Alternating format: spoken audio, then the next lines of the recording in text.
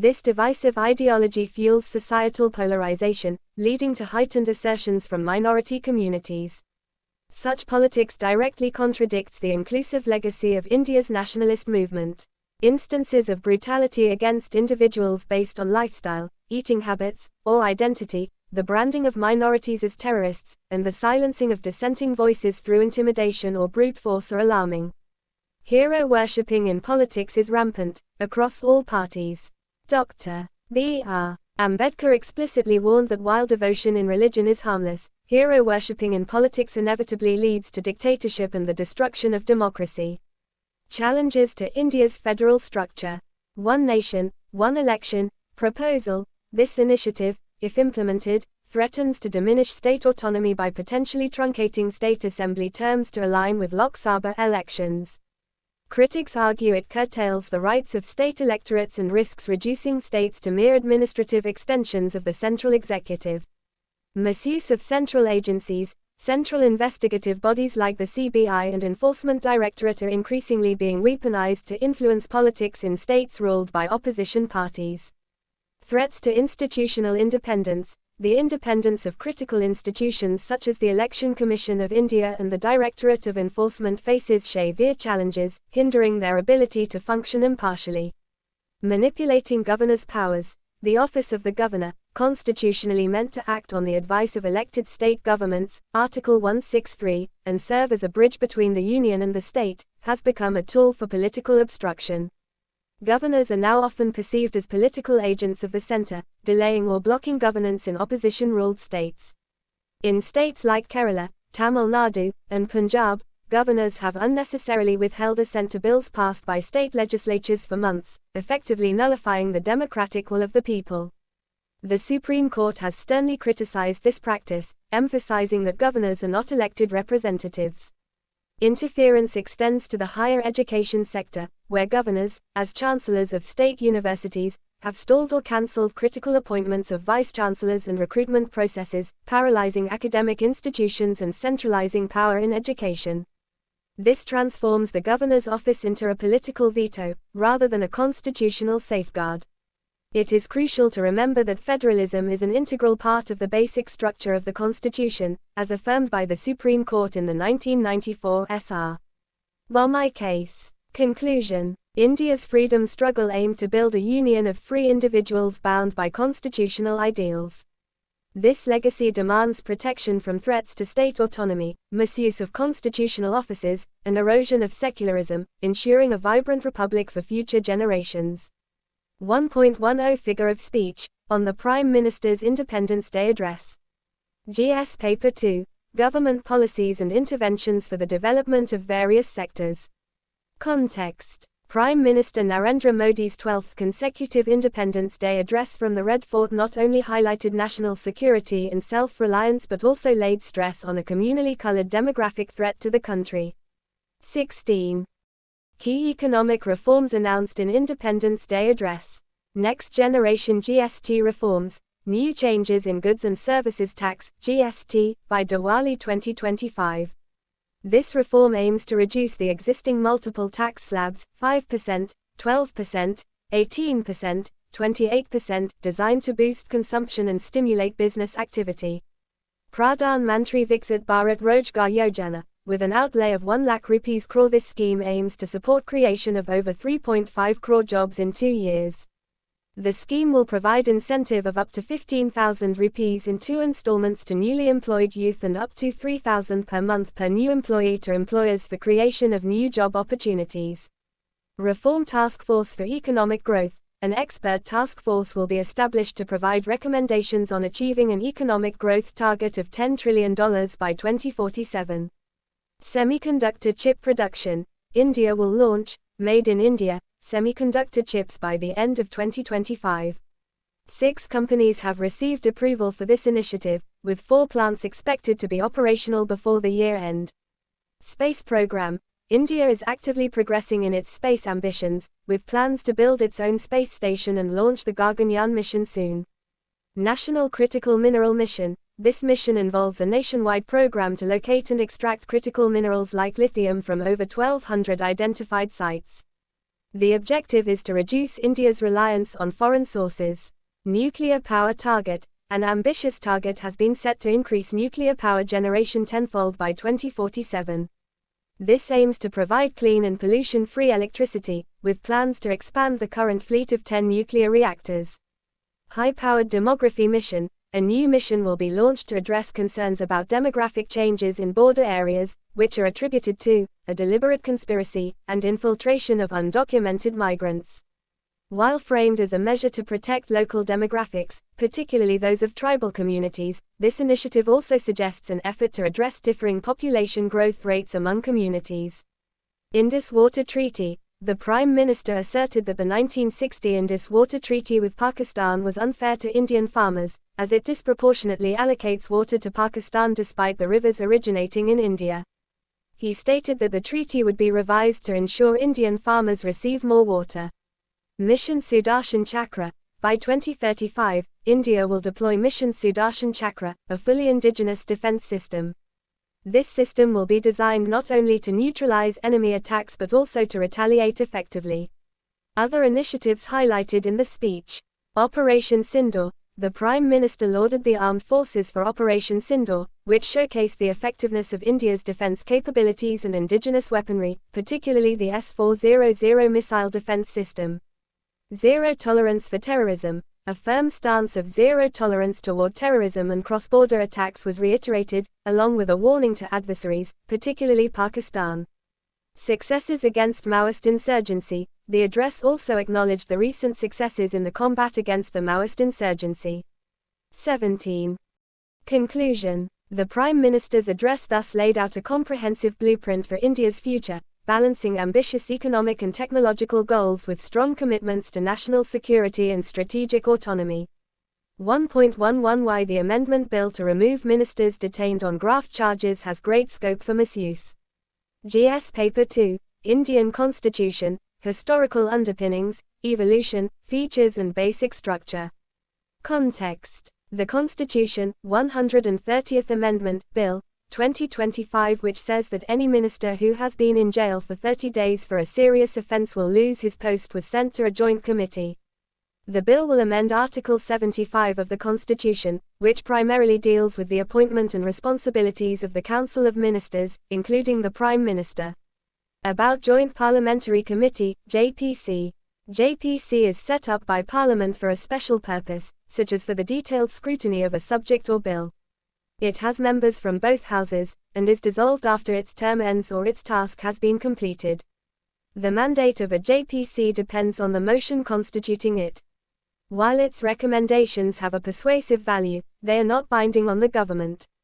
Risks in the proposed amendment bill.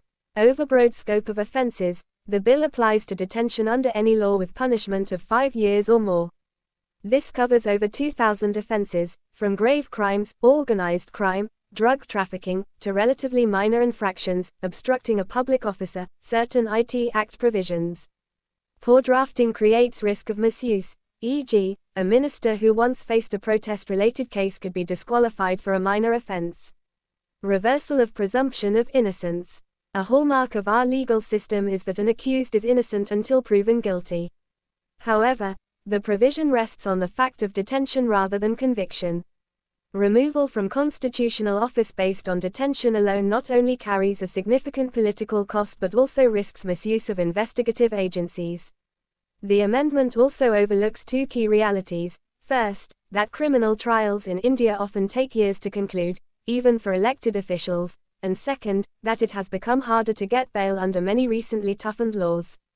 Potential for political misuse. The law can be weaponized to target opposition leaders.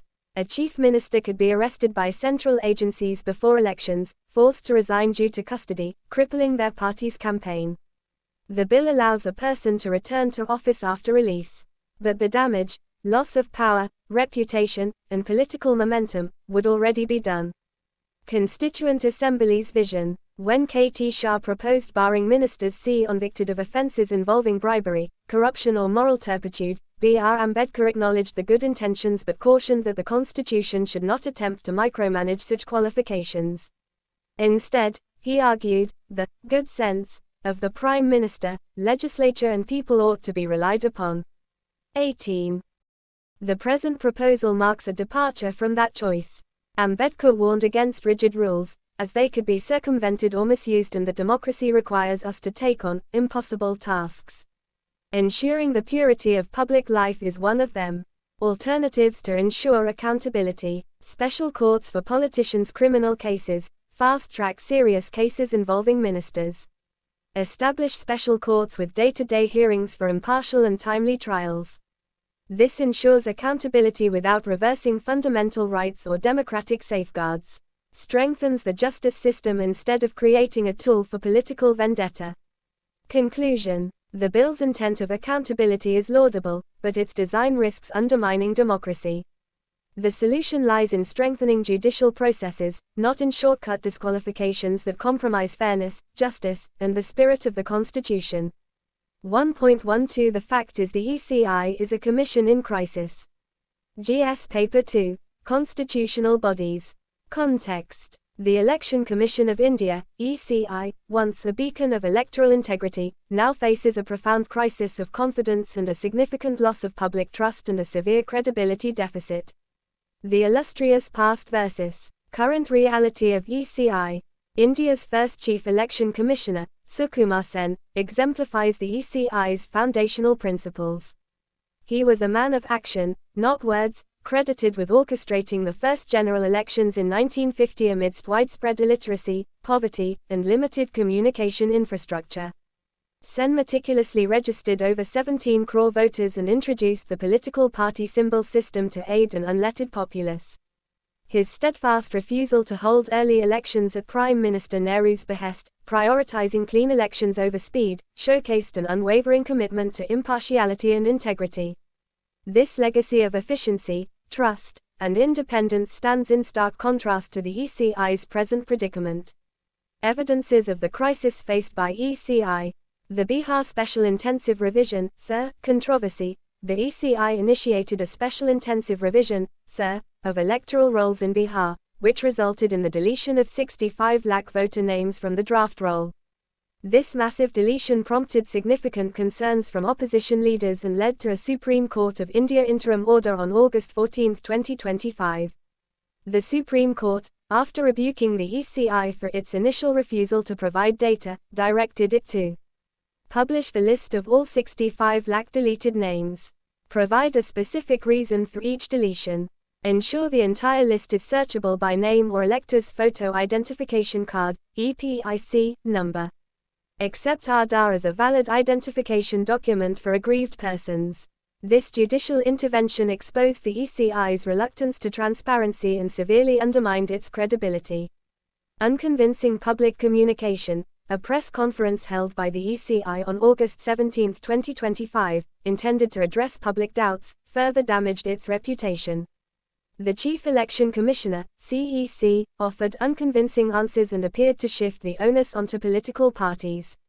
The ECI's refusal to share polling booth video footage, crucial for identifying dual voting, was justified on the absurd grounds of violating women's privacy in a public space. 19. The CEC questioned why political parties raise issues after election results rather than before. This demonstrates a fundamental misunderstanding that electoral fraud, such as bogus voting patterns, often only becomes apparent after the results are declared. The ECI also failed to explain why it refuses to share the same voter list data after results are declared that it provides before elections.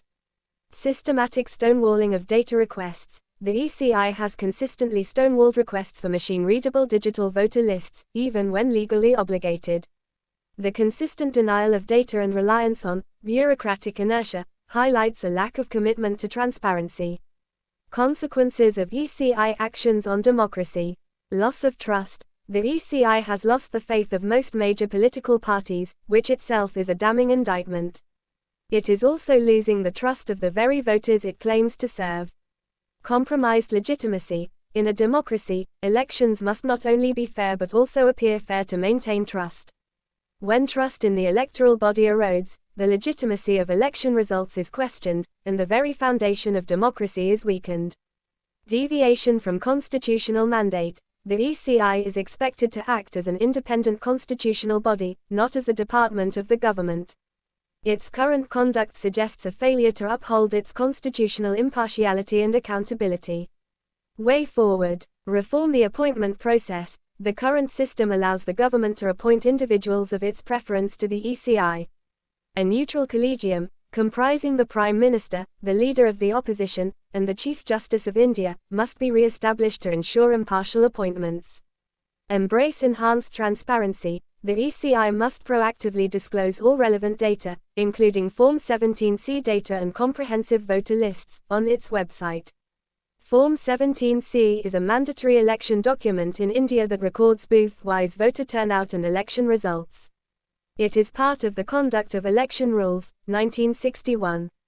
This eliminates the need for external requests and fosters greater public scrutiny. Ensure genuine accountability. The ECI must act truly as a constitutional body. It should be made accountable to Parliament to prevent its misuse by the ruling party. Conclusion. In democracy, people are the true foundation. The ECI's duty is to safeguard their voice with integrity and fairness. 1.13 Punishing Process, on Gender Identity Recognition. GS Paper 2. Mechanisms, Laws, Institutions and Bodies Protected for the Betterment of the Vulnerable Sections.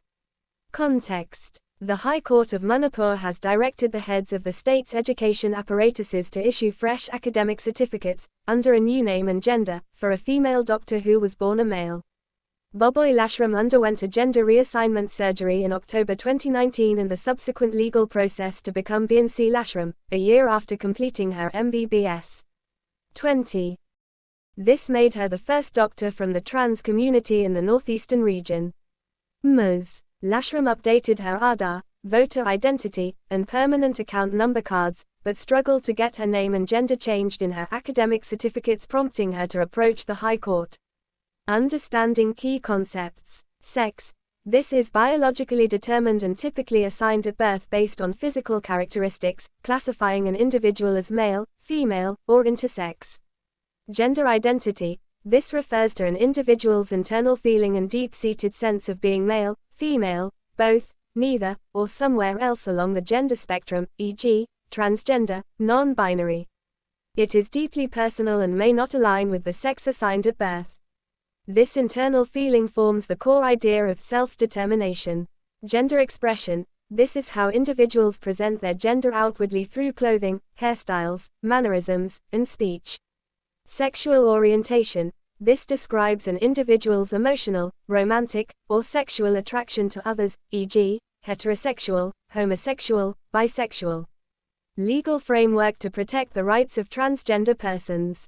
NALSA Judgment, 2014, the Supreme Court ruling in NALSA vs.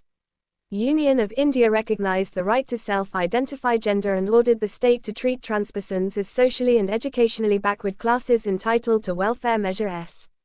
The judgment also formally recognized transgender individuals as a third gender, and declared that fundamental rights under Articles 14, equality, 15, non-discrimination, 19, right to freedom, and 21, right to life and dignity, apply equally to trans persons. Transgender Persons, Protection of Rights, Act 2019. This act codified the NALSA principles, emphasizing self-perceived identity. It mandates that authorities must recognize a person's self-identified gender and outlines a process for obtaining an identity certificate from the district magistrate, DM. This certificate enables individuals to change their name and gender on all official documents. The Act also prohibits discrimination against transgender persons in education, employment, healthcare, and other aspects of life. Constitutional provisions, especially Articles 14 and 21, reinforce that living with one's affirmed identity is integral to dignity, a core tenet of India's constitution. Challenges faced by transgender persons. Bureaucratic inertia and rigidity. Bureaucracy often fears change and adheres rigidly to outdated rules, prioritizing the letter of the law over its spirit. Administrators frequently adopt the most restrictive interpretation of procedures. In Dr. Lashram's case, her university refused to update her educational records, citing procedural hurdles, symptomatic of a systemic malaise. Binary mindset. Many officials remain wedded to a binary understanding of gender, male or female, assigned at birth. When confronted with a transgender individual, their systems, forms, and even their thought processes become stuck. They struggle to accept the simple idea that gender identity is not derived from paperwork but from an individual's internal sense of self. This rigid mindset leads to a stunted application of the law. 21. Gap between law and reality. There is a significant disconnect between legal rights enshrined on paper and the practical implementation. Officials often lack sensitization and understanding of transgender issues. They are reluctant to take risks, denying or delaying requests, rather than proactively facilitating the exercise of rights. Disproportionate burden on transpersons. Transgender individuals already face immense social stigma and discrimination. They are compelled to expend disproportionate time, energy, and resources in prolonged legal battles for rights that are legally theirs. This struggle goes beyond mere certificates. It is a fight for dignity and existence, incurring significant emotional and financial tolls. Way forward. Institutional reforms. There is a need to implement simple, standardized operating procedures, SOPs, for gender identity recognition. Establish single-window systems where all necessary changes across various documents can be processed simultaneously. Conduct mandatory sensitization programs for all government officials to foster a deeper understanding and empathy towards transgender issues and identities. Cultural change. Society must undergo a fundamental shift in mindset. It is essential to view gender as a spectrum rather than a strict binary of male and female. This broader understanding will facilitate greater acceptance and reduce discrimination. Strengthening the role of the judiciary. The judiciary has consistently served as a beacon of hope when administrative systems falter. Judgments like the Manipur High Court's order set important precedents, guiding administrators and offering a path forward for other transpersons seeking justice. The courts must continue to uphold constitutional and statutory guarantees, ensuring that procedural rigidity does not override fundamental rights. Conclusion. Ultimately, bridging the gap between legal rights and their lived reality requires both systemic reform and a profound cultural shift. Dignity is the core of the Constitution, and ensuring every individual's right to live with their affirmed identity is paramount for a truly inclusive democracy. 1.14 Justice is not about teaching someone a lesson. GS Paper 2. Mechanisms, institutions, and bodies constituted for the protection and betterment of vulnerable sections. Context. In a recent judgment on a custodial death case from Chhattisgarh, the Chhattisgarh High Court made an observation that the police officers involved in the death of a man in custody appeared to have intended to teach a lesson to the victim for misbehaving in public. Background of Chhattisgarh custodial death case. A Dalit man, arrested for alleged public misbehavior, died in custody just hours after a medical check found no injuries. 22. However, the post-mortem revealed 26 wounds. Intention was to teach a lesson. 4 police officers were convicted of murder by the trial court, but the High Court reduced it to culpable homicide, citing lack of intent but knowledge that the assault could cause death. Concerns with normalizing custodial violence.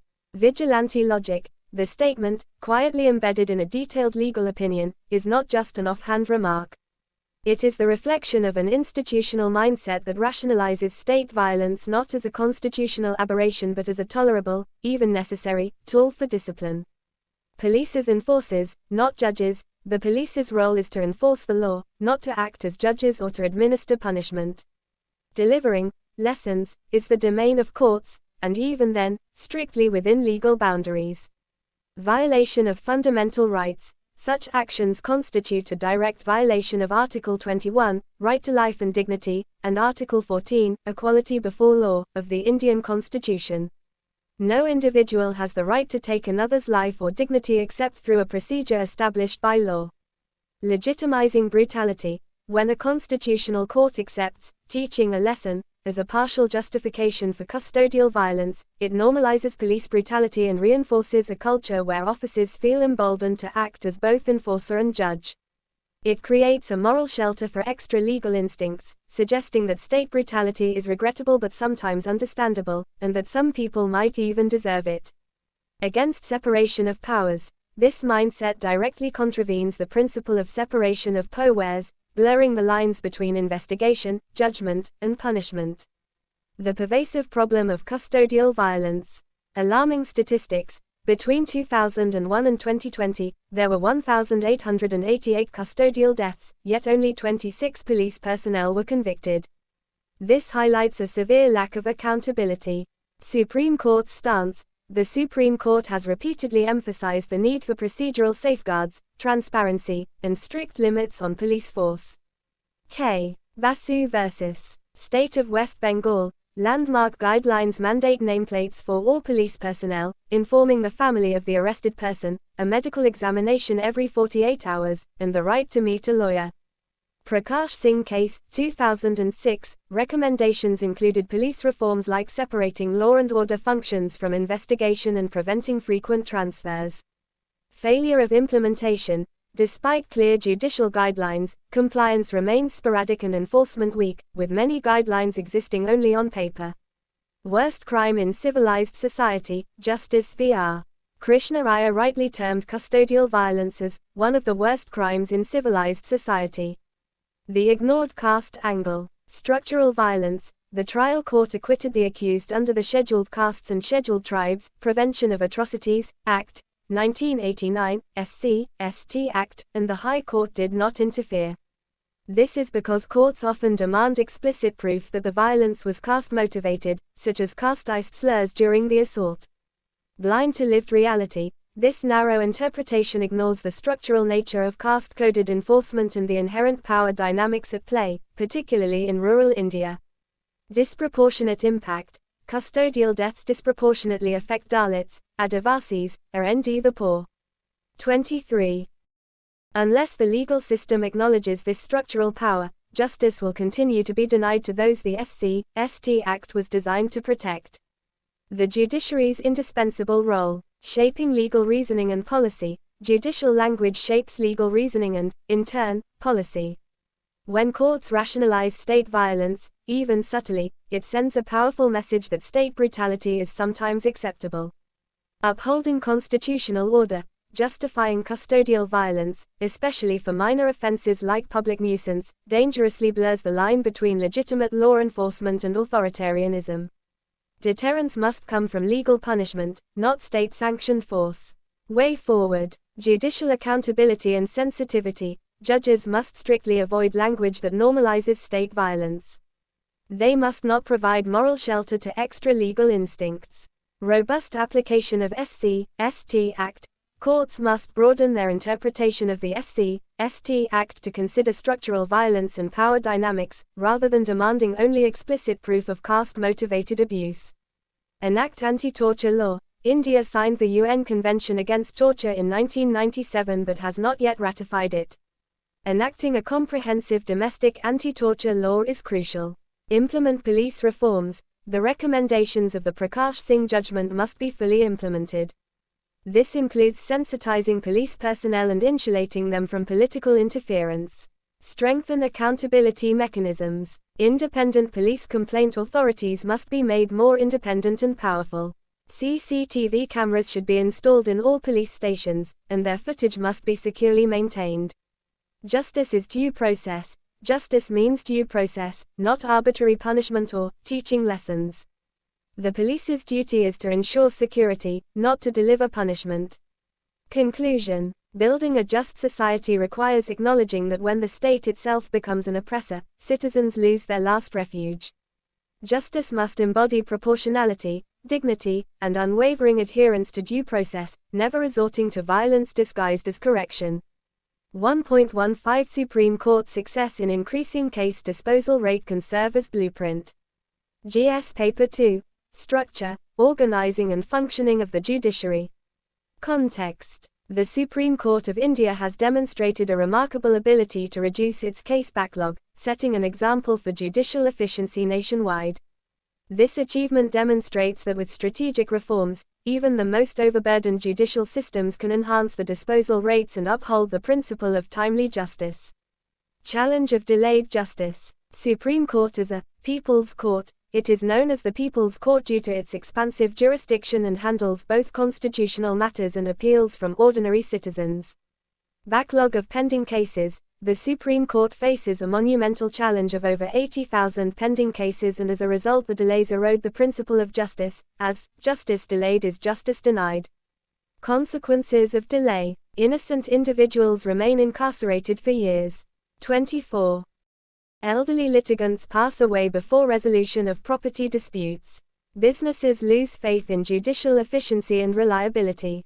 Constitutional mandate of speedy trial. In Hussain Ara Khatun v. State of Bihar, the Supreme Court affirmed that speedy trial is part of Article 21, right to life. Unique burden of India's Supreme Court. Unlike many apex courts globally that focus mainly on constitutional matters, India's Supreme Court also hears appeals from citizens. Article 136 Special Leave Petitions, SLPs, significantly add to its heavy caseload. A remarkable turnaround, November 2024 to May 2025. Between November 2024 and May 2025, the Supreme Court achieved a remarkable reduction in its case backlog. In approximately 100 days, the pendency in registered matters decreased by 4.83%, bringing the total from 71,223 to 67,782 cases. Including defective matters, the reduction was 2.53%.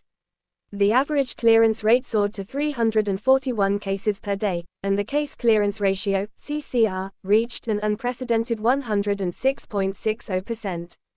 This means 35,870 cases were disposed of against 33,639 new filings. This significant improvement, a 9.32% jump from the previous year's average of 96.59%, occurred even amidst a 25% surge in new case filings since 2022. Supreme Court's approach in reducing pendency in registered matters. Back-end reforms. Engine room overhaul. The court's registry, the engine room, where cases are filed and processed. Accelerated verification. The relevant listing department, Section 1B, was directed to increase work hours and staff strength to expedite the case verification process. This prevented out-of-turn verifications and streamlined the procedure. As a result, the average daily case verification jumped from 184 to 228 cases. Expert consultation. The court enlisted a team from IIM Bangalore to study the Section 1B procedures and recommend improvements, adopting a data-driven approach. Automated allocation. The Integrated Case Management and Information System, ICMIS, was implemented for automatic allocation of cases to benches after verification, drastically reducing human interference and eliminating favoritism or corruption in the listing process. Procedural reforms. Second Registrar's Court. A second Registrar's Court was reintroduced to swiftly address cases stuck due to procedural defects, such as incomplete documentation. Mandatory relisting. A rule was established to relist cases not heard within 2 to 3 weeks, ensuring no case gets lost in the system and increasing the likelihood of timely hearings.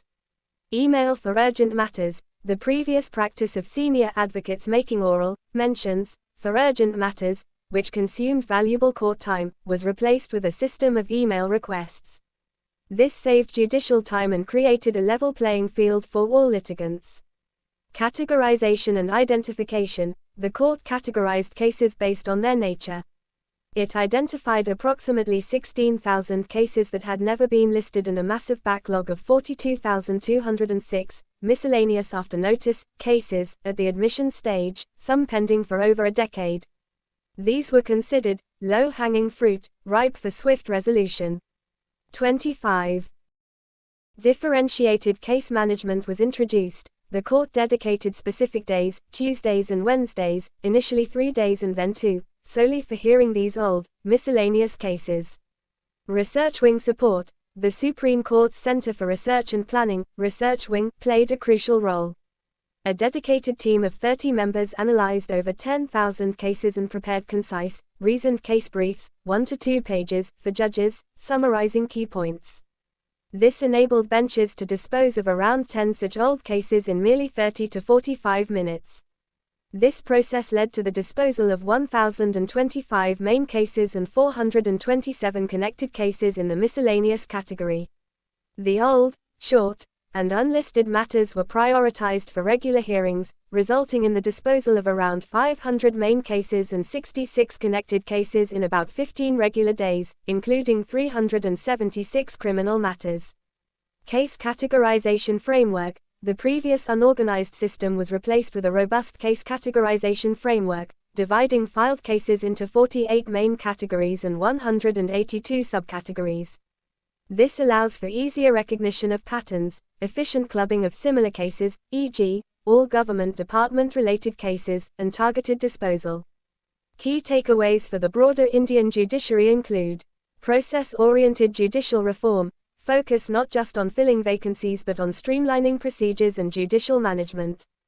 Bar and bench collaboration, foster robust cooperation between lawyers and judges to implement reforms effectively. Leveraging technology, use technology to enhance transparency, accountability, and efficiency.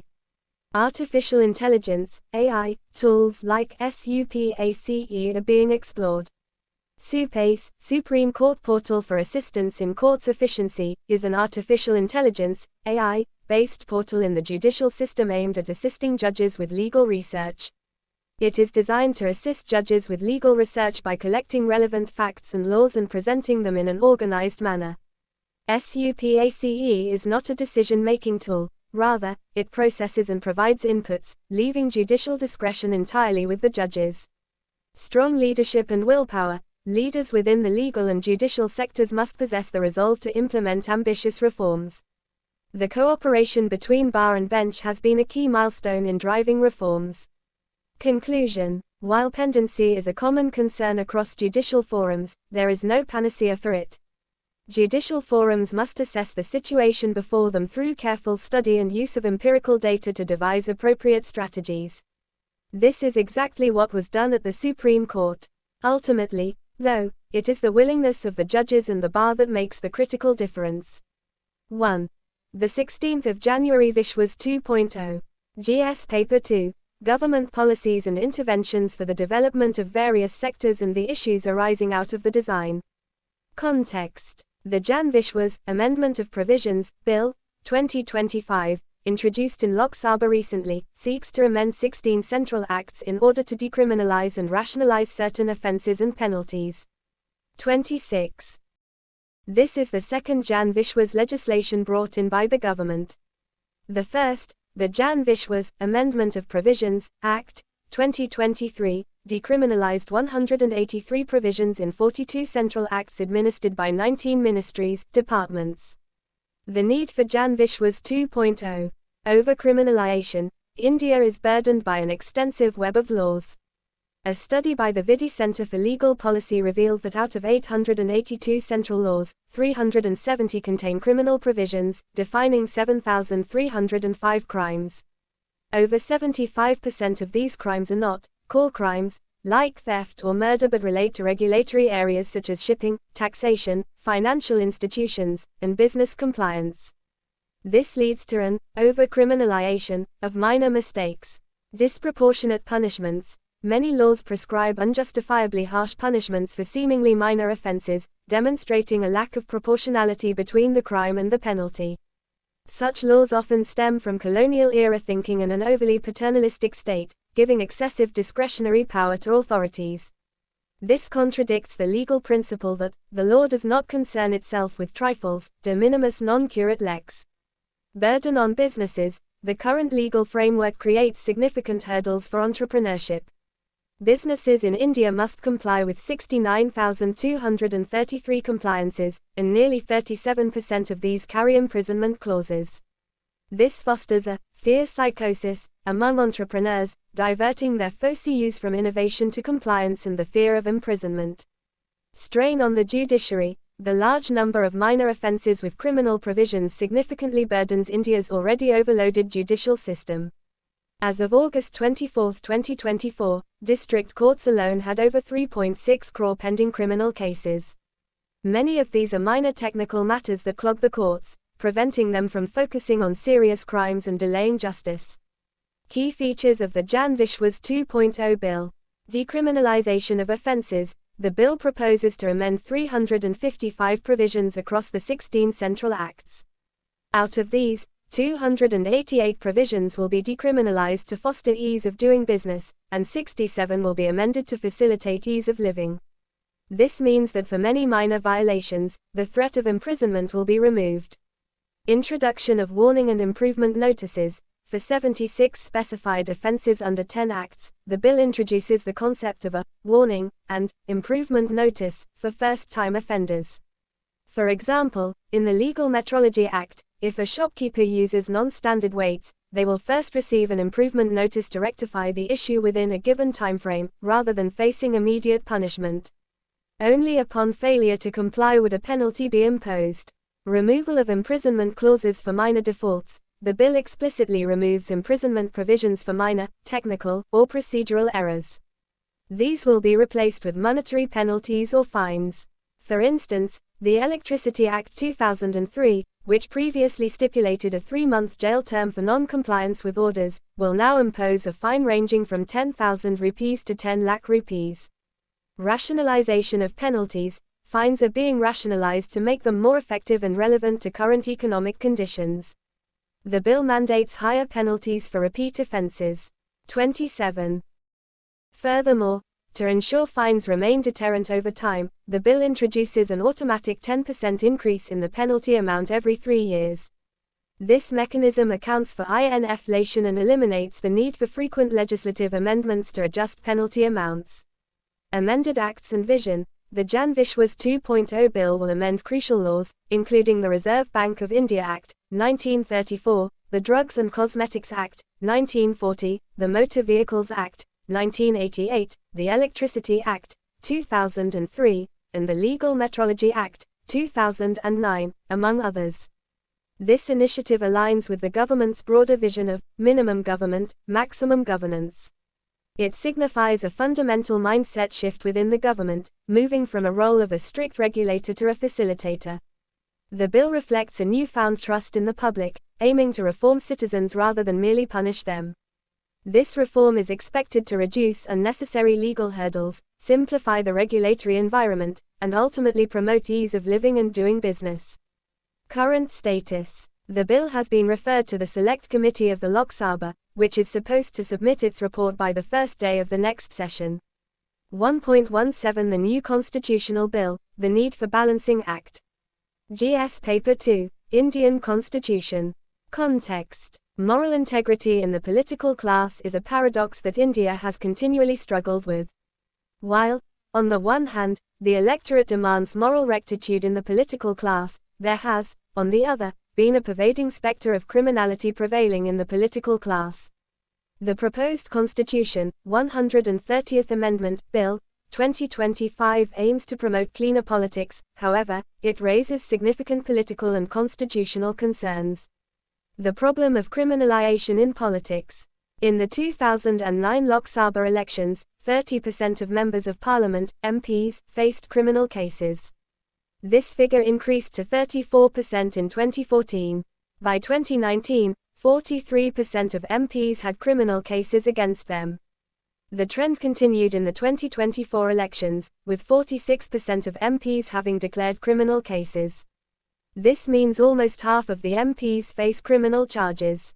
Often, leaders remain in their positions even when jailed, attempting to govern from custody, which negatively impacts governance. Provisions of the 130th Constitutional Amendment Bill. The 130th Constitutional Amendment Bill aims to tackle this issue directly. It stipulates that if any minister, Prime Minister, PM, or Chief Minister, CM, is arrested for a crime with a maximum punishment of more than 5 years and remains in police or judicial custody for a continuous period of 30 days, they must resign from their post. The bill draws its authority from 3 key articles of the Constitution. Article 75 pertains to union ministers. Article 164 relates to state ministers.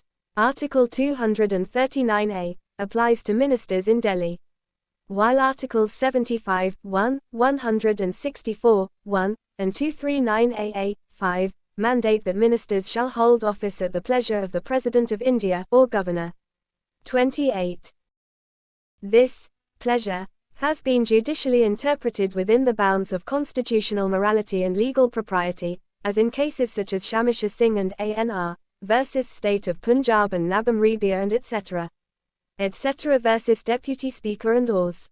Judicial pronouncements. S.R. Bommai versus Union of India. The Supreme Court of India underscored the role of constitutional morality as a guiding principle, thus pronouncing that democratic institutions must be nurtured through integrity and accountability. Manoj Narula versus Union of India. The court directly addressed the ethical dimension of ministerial appointments, warning that individuals with serious criminal charges should not be entrusted with executive power. Challenges and concerns with the bill. Undermining presumption of innocence. Indian law upholds the principle that an individual is innocent until proven guilty. The Representation of the People Act, RPA, 1951, specifically Section 8, Clause 3, states that an MP or MLA loses membership only upon conviction. The Supreme Court, in the Lily Thomas case, reinforced this by ruling that disqualification occurs immediately upon conviction for 2 or more years of imprisonment.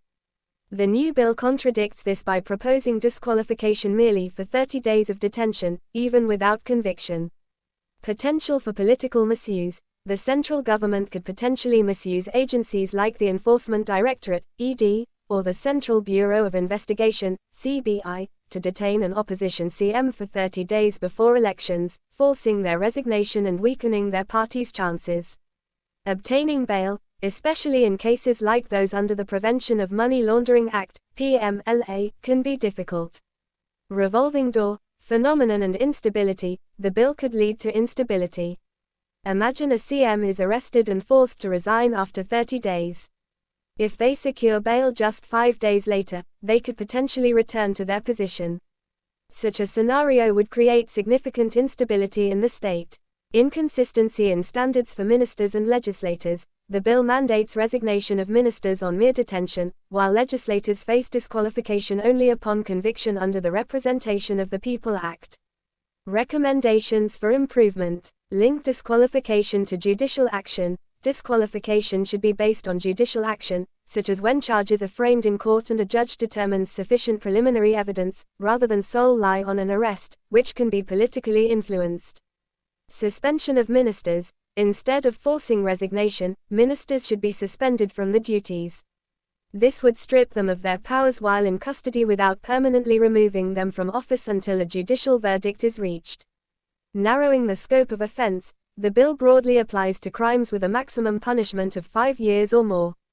This scope should be narrowed down significantly to specific, grave offenses such as rape or murder, to prevent its misuse for minor charges. Current status. The bill has been referred to the Joint Parliamentary Committee, JPC. 29. The JPC is responsible for thoroughly examining its intricacies, consulting all stakeholders, and proposing necessary amendments before the bill proceeds further in Parliament. Conclusion. Unless the Joint Parliamentary Committee, JPC, carefully recalibrates to incorporate due process and institutional checks, it could transmute constitutional safeguards into instruments of political exclusion, testing the delicate balance of India's democratic experiment. 4. In the long run, power without integrity corrodes democracy, and integrity without fairness endangers it. 1.18 Nourish to Flourish, the Nutrition and Cognition Link. GS Paper 2. Welfare Schemes for the Vulnerable Sections of the Population by CNTRE and State and the Performance of these Schemes. Context. The first 1,000 days of a child's life represent a critical window of opportunity to lay the foundation for their entire future. This is a once-in-a-lifetime chance to ensure optimal brain development, maturation, and adequate physical growth through proper nutrition. The science behind early childhood development. Rapid brain growth. By the age of 2 years, a child's brain achieves almost 80% of its adult weight. This indicates an incredibly rapid period of neurological development. Synapse development. During this time, the development of synapses, the vital connections between brain cells, peaks. Strong, well-developed synapses are crucial for effective brain communication and function. Frontal lobe maturation. The frontal lobes, responsible for higher cognitive functions such as planning, sequencing, and self-regulation, undergo significant growth spurts within the first 2 years of life. Any flaw in this foundational development can inherently limit later cognitive abilities. Neuroplasticity. A young child's brain is akin to wet clay. It is highly adaptable, and learning during this period is incredibly fast and often permanent. Link between nutrition and cognition. Brain's fuel. The brain, a complex supercomputer, requires adequate nutrition as its primary fuel to function optimally. Without sufficient nutrients, permanent cognitive damage or disabilities can occur. Impact of deficiencies. Real-world studies confirm this link. For instance, a study in Vellore, Tamil Nadu, revealed that early childhood iron deficiency negatively impacts verbal performance, cognitive processing speed, and expressive language development. Similarly, iodine deficiency directly affects a child's IQ level. Beyond nutrition, while nutrition is critical, its impact is significantly amplified when combined with stimulation. Programs that provide both nutrition and stimulation yield better results than standalone nutrition initiatives. Stimulation involves simple activities like talking to the child, playing with them, and exposing them to new things, which strengthens brain connections. Economic imperative. Nobel laureate James Heckman emphasized that investing in early childhood development is the most efficient and effective way to drive economic growth. Early investment yields the highest returns. India's challenges. High stunting prevalence. According to the National Family Health Survey 35.5% of Indian children suffer from stunting, low height for our age, a clear indicator of chronic malnutrition. 30. Although India has made strides in overcoming nutritional deficiencies in the decades between 1993 and 2021, at the current rate of decline, stunting prevalence, low height for age, will reach 10% only by 2075. Government initiatives for early childhood development. Integrated Child Development Services, ICDS, launched in 1975, this is one of the world's largest childcare programs. It operates through approximately 14 lakh Anganwadi centers and focuses on nutrition, health, and education. Poshan Bhi Padai Bhi. This initiative, from the Ministry of Women and Child Development, emphasizes that nutrition and quality preschool education must go hand in hand. Navchetana Framework, the national framework for early childhood stimulation for children, designed for children aged 0 to 3 years, this framework provides structured guidance. It includes a 36-month activity planner with 140 simple activities such as showing a mirror to a child or engaging them with different sounds. The aim is to foster learning through play-based activities during home visits, rather than formal teaching. Way forward. Increase ICDS coverage and quality. The program must expand its reach to achieve saturation of target populations and consistently deliver high-quality services in health, nutrition, and early learning. Leverage technology. Utilize advancements in technology, such as the Poshan Tracker app, for real-time monitoring of nutrition delivery and overall program effectiveness.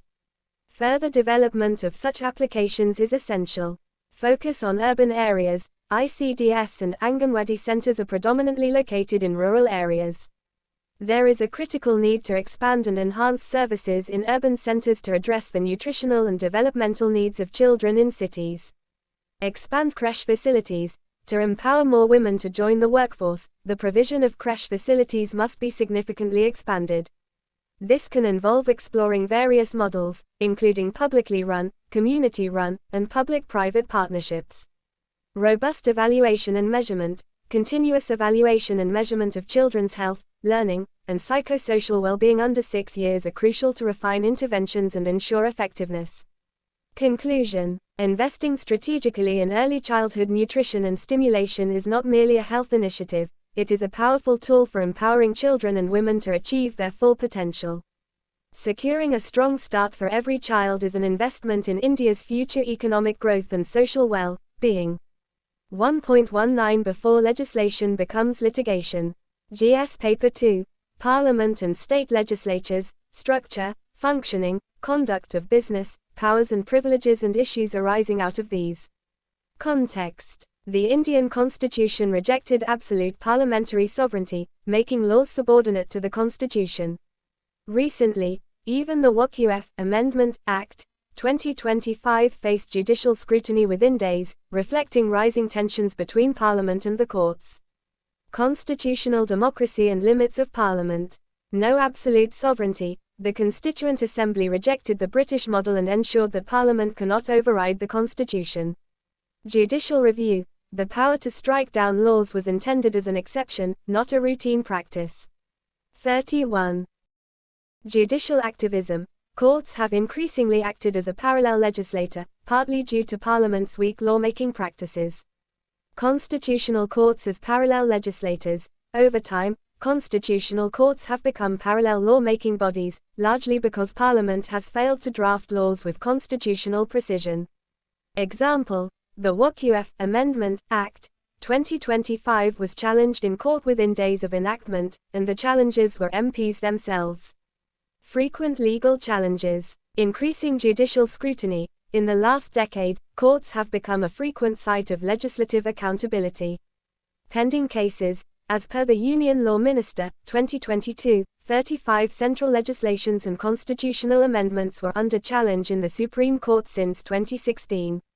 Problem of execution in lawmaking.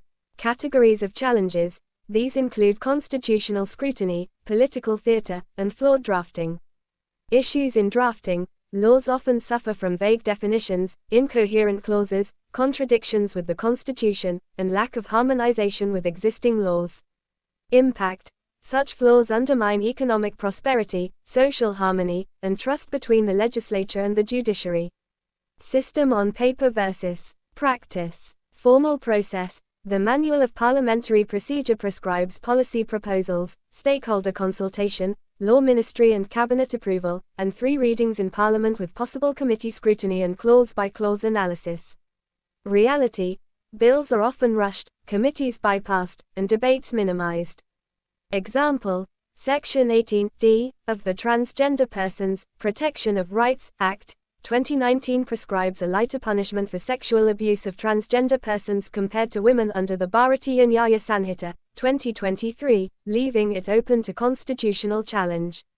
Democratic deficit in lawmaking. Overuse of legalese. Laws are often drafted in dense legal language that is inaccessible to MPs.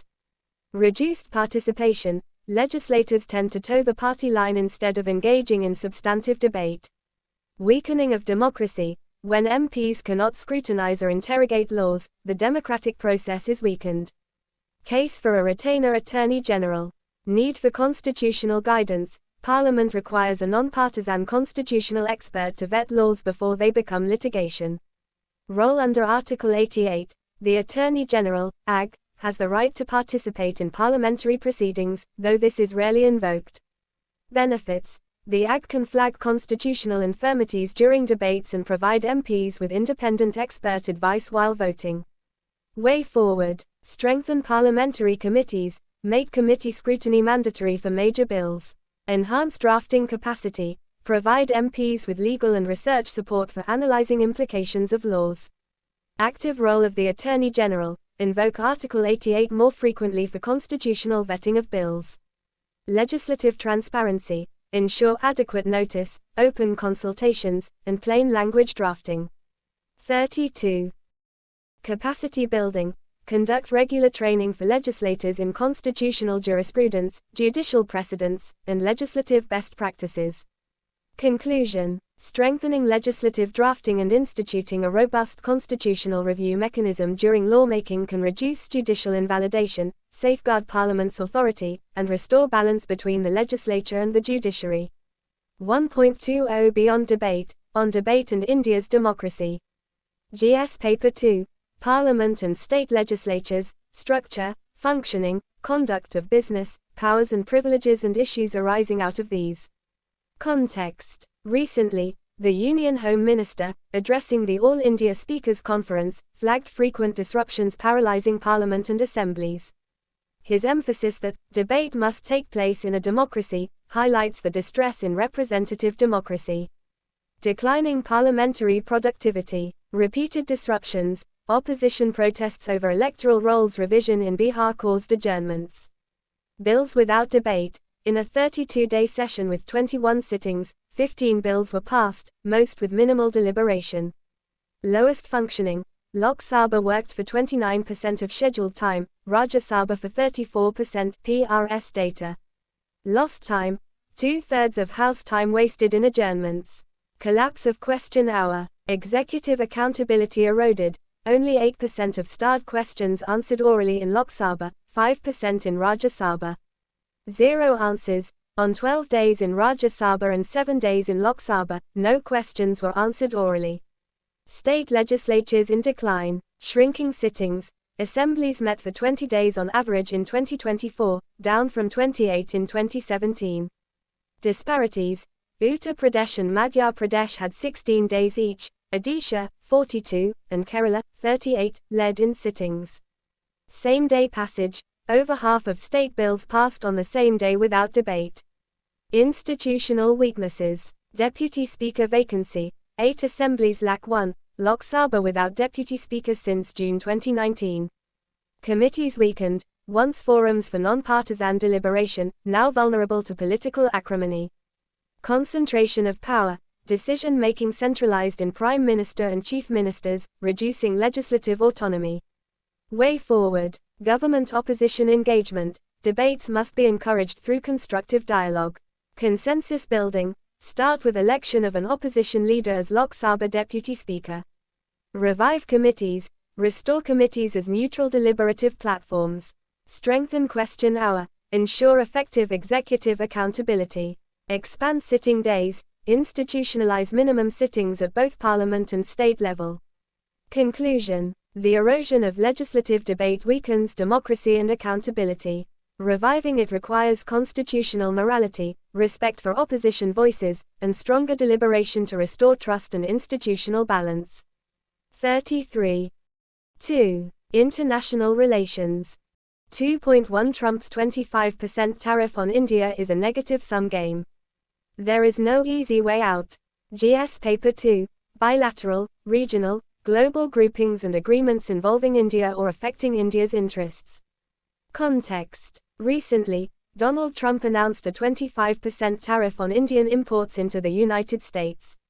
There are additional penalties under consideration due to India's military and energy purchases from Russia, creating a negative-sum game for both nations, especially for India. Underlying issues. Allegation of high tariff barriers. Trump's social media posts criticized India's high tariff structure and non-monetary trade barriers, claiming the U.S. has struggled to conduct substantial business with India. Remarks on economic viability. He even stated that the Indian economy, alongside Russia's, could collapse, calling them dead economies. Economic impact of tariff imposition on India. Tariffs are not just a tax on imports, they are effectively a consumption tax. Just as it narrows the profit margins for Indian exporters, it also drives up the prices of Indian imports in the U.S. Trade imbalance and dependency. In 2024, the U.S. imported goods worth $87.4 billion from India, resulting in a significant trade deficit of $45.7 billion for the U.S. While India accounts for only a little over 3% of total U.S. imports, nearly 20% of India's total exports are destined for the U.S. market. This disparity means that while both nations will suffer from the fallout, India faces a far more precarious situation given its greater reliance on the U.S. market. Massive tariff hike. India previously faced an average tariff rate of only 2.2% on its exports to the U.S., whereas U.S. goods entering India faced around 12%. Eradication of comparative advantage. The 25% tariff can wipe out India's comparative advantage in labor-intensive goods overnight. Sectors like textiles, pharmaceuticals, and gems and jewelry, which rely on tight profit margins, will find their entire margins consumed by this tariff, leading to severe output and employment losses. Significant economic downturn. If half of U.S. orders for Indian goods disappear due to these tariffs and penalties, Indian goods exports will fall by $40 billion, effectively shaving 1% off India's GDP in 2025-26.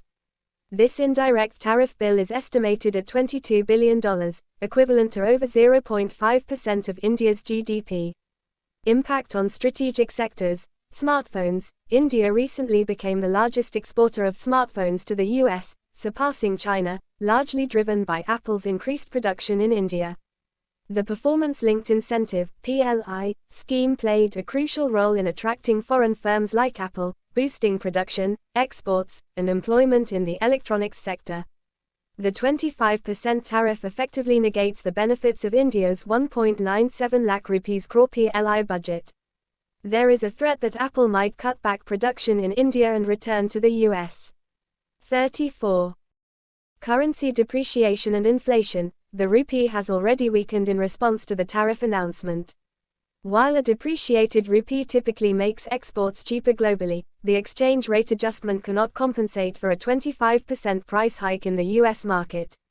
Furthermore, a weaker rupee will increase India's import costs, potentially pushing up domestic inflation. Job losses and reduced foreign currency. Indian manufacturers and producers will struggle to export goods to the US, leading to job losses and a reduction in foreign currency earnings for India. Risk of trade diversion. The US might simply import more from other countries. American importers of textiles or seafood can turn to suppliers in Vietnam, Indonesia, Ecuador, or others that face less harsh tariffs, crowding out Indian exporters. Strategic responses and the way forward for India. Market diversification. Reducing dependency on the US market is crucial. India must actively pursue and expeditiously sign new trade pacts with the European Union, Gulf countries, and other emerging markets. Enhanced competitiveness. Indian producers must focus on increasing their competitiveness by producing goods more cheaply. This will enable them to remain viable in the US market even with the added tariff burden. Safeguarding affected sectors. The government must provide immediate and targeted support to the sectors most impacted by the tariffs. This can include offering quick, temporary tax refunds, cheaper loans, or other forms of subsidies to help these industries sustain operations and manage the short-term shock. While tariffs can lead to long-term innovation and competitiveness, the immediate damage is too substantial to be left unaddressed. Legal recourse at WTO. India should consider filing a case against the US at the World Trade Organization, WTO. This provides a formal avenue to challenge the legality and fairness of the tariffs. Measured negotiation. Engaging in measured negotiation is essential. The US must recognize the need for a fair trade deal that mutually benefits both nations, protects jobs, and stabilizes supply chains. Pressure tactics, such as ultimatums, are detrimental to constructive dialogue. Conclusion. Trump's 25% tariff is a significant challenge, impacting various facets of the Indian economy from exports and GDP to employment and currency stability. By strategically diversifying markets, enhancing domestic competitiveness, supporting affected industries, and pursuing diplomatic and legal avenues, India can navigate this economic reckoning and emerge stronger in the long term. 2.280 years on from Hiroshima. GS Paper I. Events from the 18th century. Context. 80 years after Hiroshima and Nagasaki, a global norm of nuclear non-use has prevailed despite rising arsenals and possesses. However, recent geopolitical tensions and nuclear modernization are now straining this fragile restraint. The catastrophe of Hiroshima and Nagasaki. Little Boy. On the 6th of August 1945, at 8:15 a.m., the United States dropped an atomic bomb, named Little Boy, on Hiroshima, Japan. This single act immediately killed 7,000 people. 35. Fat Man. 3 days later, on the 9th of August, another nuclear bomb, named Fat Man, was dropped on Nagasaki. This attack instantly killed 400 people, with many more dying later due to radiation. Initial deception. According to one survivor from Nagasaki, shortly after the bombing, U.S.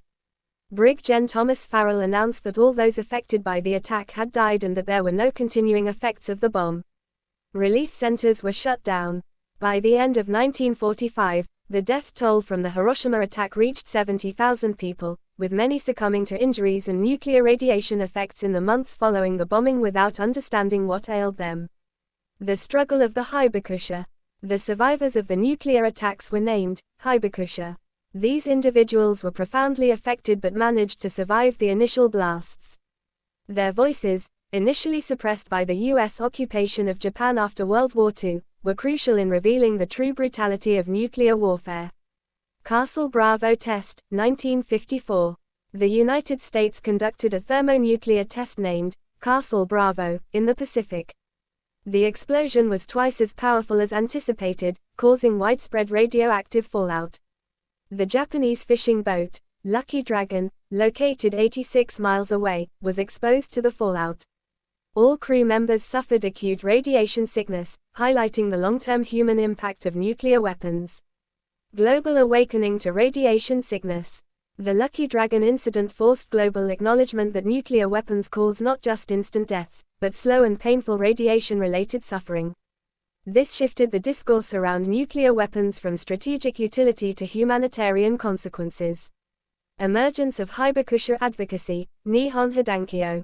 Following this revelation, the Hibakusha formed a group called Nihon Hidankyo.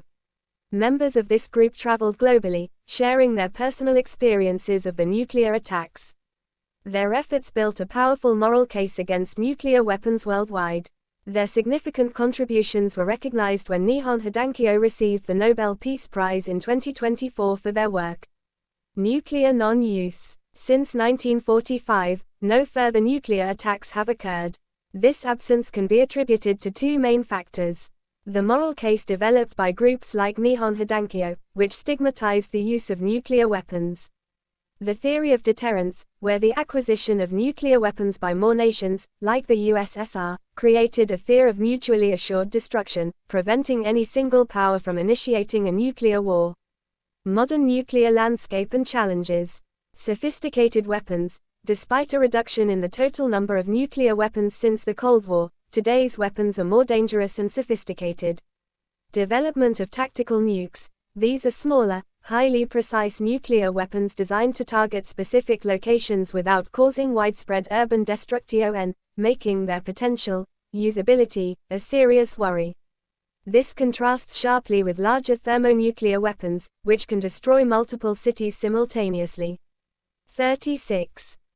International treaties and legal positions. The Nuclear Non-Proliferation Treaty, NPT, prevents new countries from developing nuclear weapons. However, it does not prevent existing nuclear powers from using or disarming their arsenals.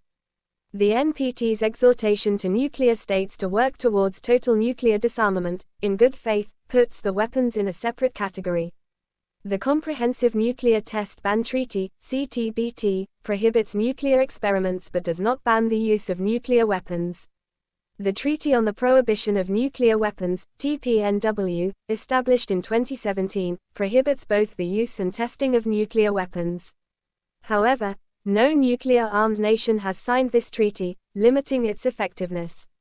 In 1996, the International Court of Justice, ICJ, stated that the use of nuclear weapons would, generally be contrary, to humanitarian laws, but it stopped short of issuing a definitive legal decision on their legality. Nuclear threats re-emerging in global conflicts. Russia's nuclear posturing over Ukraine has challenged the long-standing norm of nuclear non-use. India, too, referenced nuclear risks during Operation Sindoor, warning against nuclear blackmail. These developments reflect how even limited conflicts can escalate into nuclear-tinged confrontations. Conclusion. 80 years after nuclear weapons were used in anger, we are in danger of slipping into complacency over nuclear use. It took the miscalculation of America's thermonuclear test for the truth about nuclear fallout to become widely understood. We should not wait for another misstep before the dangers of nuclear miscalculation are appreciated again.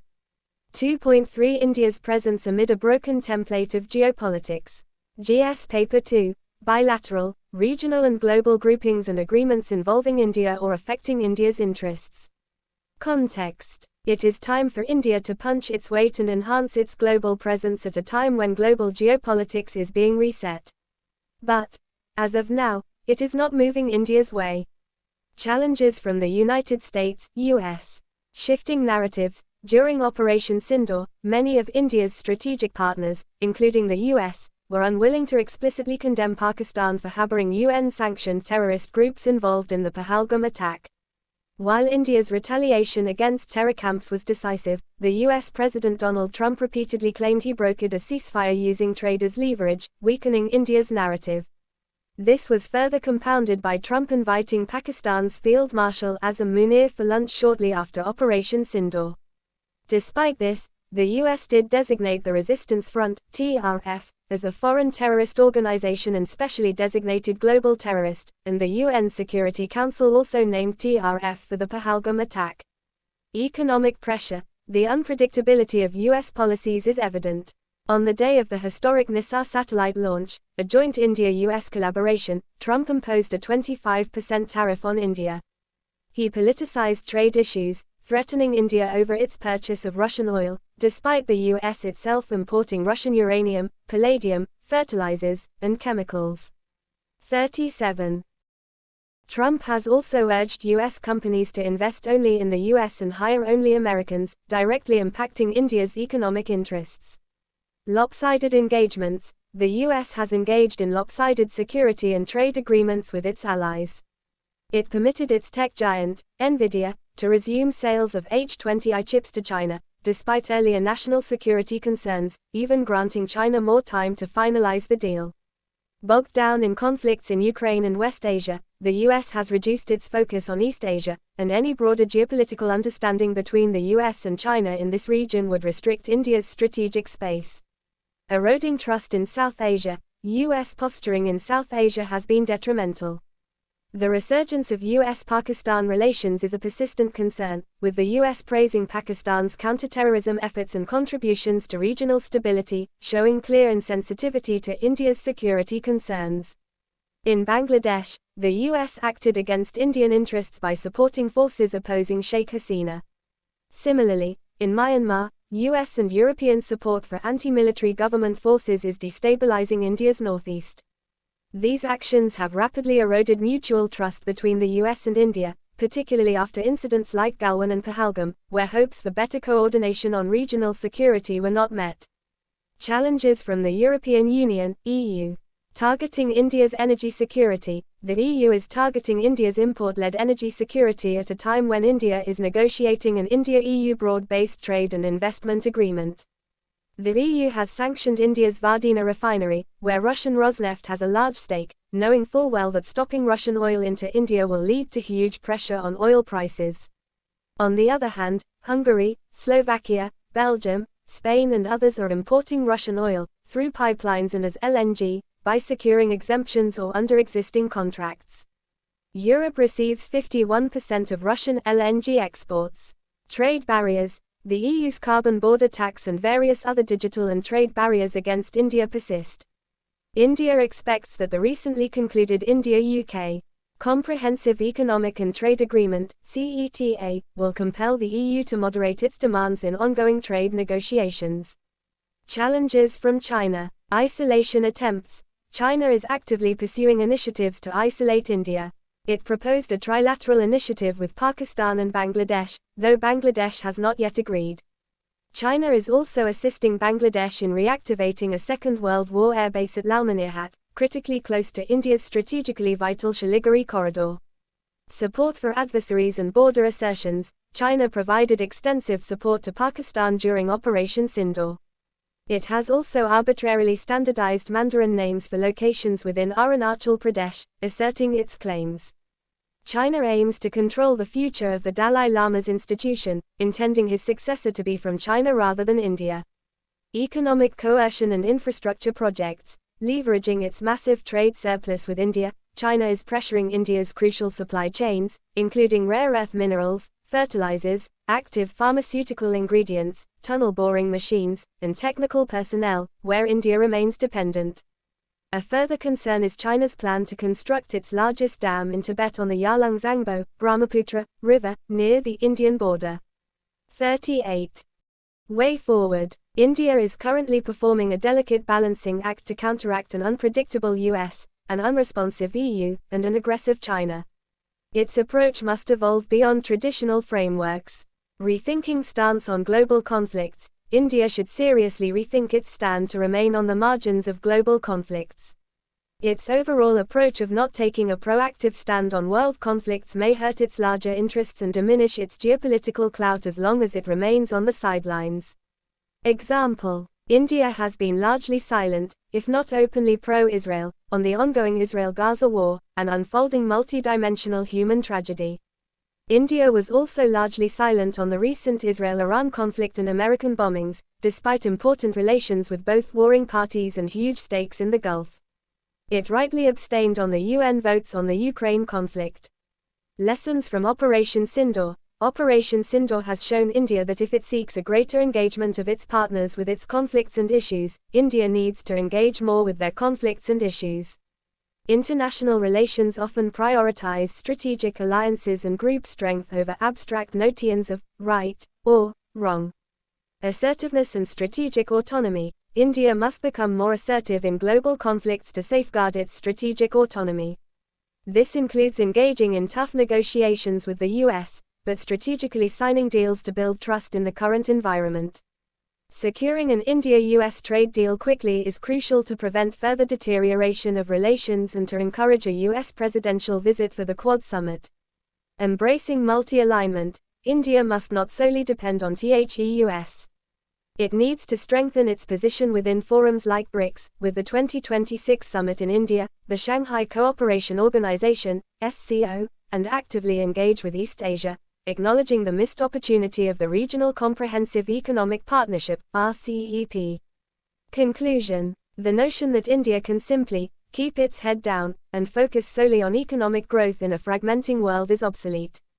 Geopolitics, coercion, threats, and protectionism are now defining economic and technological outcomes, overriding traditional trade norms. Therefore, achieving India's economic and technological goals necessitates a sophisticated and assertive geopolitical strategy. 2.4 Decoding China, The Lessons for a Vulnerable India. GS Paper 2, India and its Neighborhood Relations. Context. The recent exodus of over 300 Chinese engineers from Foxconn's iPhone 17 units in Tamil Nadu and Karnataka appears to be a calculated move, not just a corporate decision. It reflects an attempt to disrupt India's growing manufacturing sector and reinforce China's dominance in Asia's economic landscape. A geo-economic move. Technology withholding. The recall of specialized Chinese engineers from Indian manufacturing units hinders crucial technology transfer. 39. Their expertise in setting up advanced production lines is essential for India's goal of building a robust electronics manufacturing base. Control over critical resources. China leverages its dominance in rare earth production by restricting exports of vital elements like gallium, germanium, and graphite, which are crucial for electric vehicles and high-tech electronics. It has also curbed exports of other critical minerals. Restrictions on capital equipment. China informally restricts the export of high-end manufacturing equipment through non-transparent methods such as administrative delays. This hampers India's capacity-building efforts by increasing costs and disrupting supply chains. Weaponizing overcapacity. China's substantial industrial overcapacity is weaponized as a strategic instrument for price suppression and audacious market capture.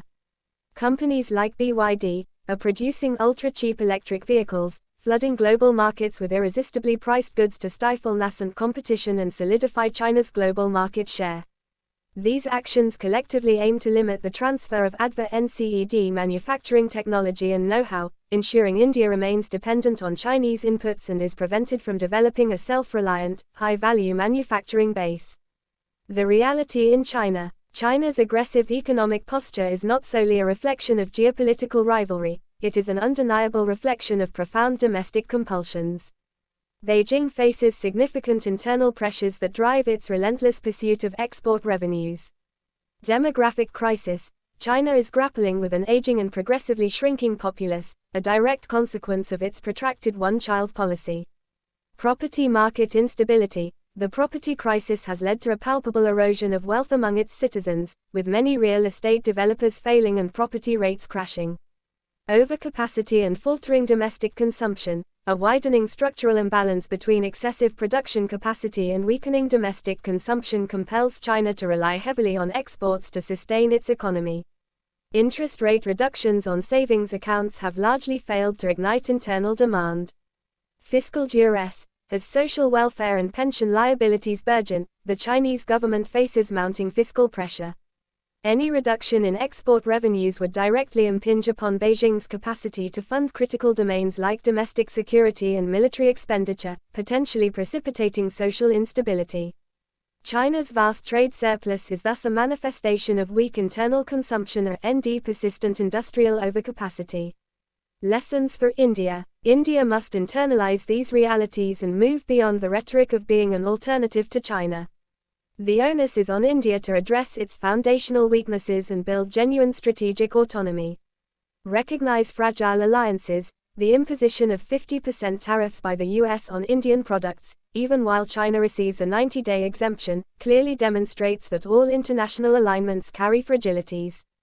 India cannot rely on Western partners as a permanent crutch. Mandate fundamental reforms for Make in India. Persistent infrastructure gaps and import dependence on key components reduce Make in India to mere assembly-driven. Deep reforms are needed to build core capabilities and ensure true self-reliance. 40. Prioritize foundational development. China views India as mere peripheral noise. To truly compete on the global stage, India needs a laser-like focus on its own foundational development. Emphasize execution and strategic thinking. India urgently requires better execution, robust infrastructure, cutting-edge technology, and strategic thinking to adapt policies effectively. Conclusion. If India genuinely harbors the ambition to compete on the global stage, it needs a laser-like focus on its own foundational development. That is what China's behavior has taught India. The onus is on us Indians.